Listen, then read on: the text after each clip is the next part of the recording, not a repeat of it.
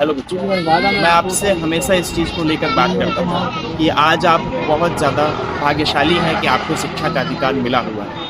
आप सबको हमारे भारतवर्ष का इतिहास पता है। हमारे वर्ष भर इस पूरे के पूरे देश में कई सदियों तक महिलाएं, बच्चे और जो हमारा छोटा वर्ग था उसको शिक्षा का अधिकार मिला। लेकिन ये सिर्फ एक इतिहास ही नहीं है, ये एक जीवित कल्पना भी है, जो आज भी जब हम भारत के दूर दराज क्षेत्रों में जाते हैं तो वहाँ पर पाते हैं कि बहुत सारे बच्चे ऐसे हैं जो वास्तव में शिक्षा के अधिकार के संविधान में होने के बावजूद भी धरातल पर शिक्षा के अधिकार से लगातार वंचित हैं। लेकिन इसकी जो वास्तविकता है वो दूसरी तरफ भी जाती है।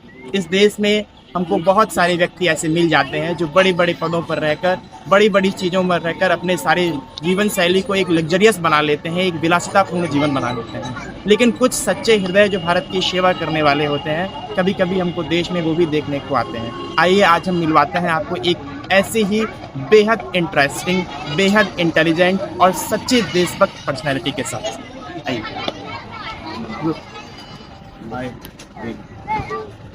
जय हिंद। ये है हमारे साथ हमारे सर, का नाम प्रताप सिंह। ये वही पर्सनैलिटी है जिनके साथ हम आपको मिलवाना चाहते हैं,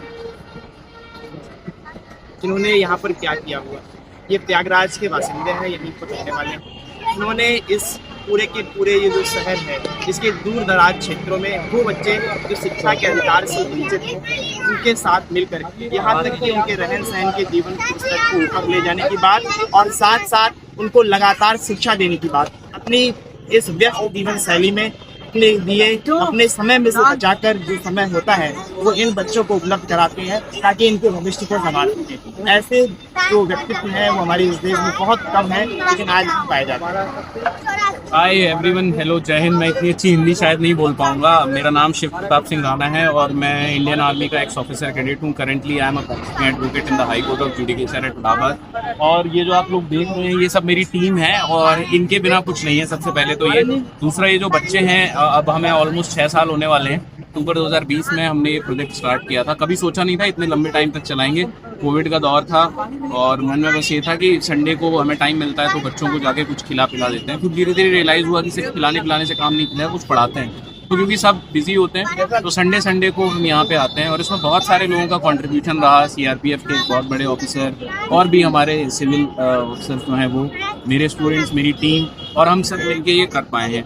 मोटिव ये है कि कुछ पॉजिटिव चेंज ला पाएँ बच्चों की लाइफ में, क्योंकि ये ज़्यादातर रैग पिकर्स हैं और सो कॉल्ड लो कास्ट और अनटचेबल लोग हैं जिनको बेसिक न्यूट्रिशन की प्रॉब्लम है। जहाँ पे रहते हैं वहाँ पे सैनिटेशन प्रॉपर नहीं है ही नहीं, प्रॉपर क्या है ही नहीं, कोई ड्रेनेज की व्यवस्था नहीं है, ड्रिंकिंग वाटर की भी प्रॉब्लम है, इलेक्ट्रिसिटी, मतलब बहुत सारी प्रॉब्लम्स हैं। और जिन ज़मीनों पे इनके जो सेटलमेंट्स हैं वो भी इनकी नहीं है, वो भी गवर्नमेंट लैंड है, कैंटोनमेंट की लैंड है। तो ये थोड़ी सी प्रॉब्लम होती है। बस हम ये सोचते हैं कि हम कुछ पॉजिटिव कर पाएँ। जैसे एक बच्चे को हमने एनसीसी ऑप्ट करा पाए हम और वो उसमें कुछ कर पाया। तो बहुत बड़े लेवल पे तो हम नहीं ले जा पाए हैं, बट हाँ अपने सेटिस्फेक्शन के लिए जो भी हम कर पाते हैं दैट वी डू। और फिर आप जैसे लोग मिलते हैं, सपोर्ट करते हैं, तो that is again a sir का एक पूरा प्लेटफॉर्म है जो कि इंस्टाग्राम और दूसरी सोशल मीडिया प्लेटफॉर्म पर भी है, जिसकी सारी की सारी जो हैंडल लिंक्स हैं वो हम आपको यहाँ पर डिस्क्रिप्शन बॉक्स में प्रोवाइड करेंगे। आप सब ज़्यादा से ज़्यादा वहाँ पर जुड़ें और जो भी मदद आप अपने आसपास के क्षेत्रों में हमारे इस प्लेटफॉर्म को कर सकें, आप करने का प्रयास करें। भारत में इस वर्ग की क्या पूरी की पूरी स्थिति है, इसके बारे में हम पूरी की पूरी जानकारी आपको एक विभिन्न वीडियो बना के देंगे। आप सब उसमें जुड़े रहें।